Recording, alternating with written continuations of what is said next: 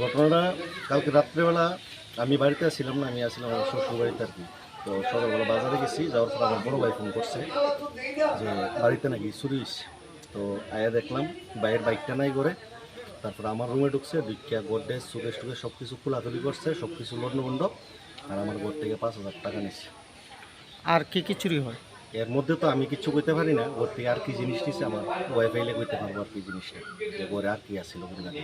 কি মনে হয় কারা এই চুরিকাণ্ডের সঙ্গে যুক্ত থাকতে পারে? না এটা তো কিছু কইতে পারতাম না, মানে হয়তো বা আমি কালকে রাত্রে শ্বশুর বাড়িতে গেছি, যাওয়ার সময় আমার কেউ দেখছে, দেখার পরে মনে করছে যে আমি বাড়িতে নাই, তা ইয়ে করে ঢুকতে পারে আর কি। এই ধরনের চুরির ঘটনা, বিশেষ করে বাইক চুরির ঘটনা, কিছুদিন আগেও একটা বাইক চুরির ঘটনা ঘটলো এবং আজকে আপনাদের বাড়িতে বাইক চুরির ঘটনা।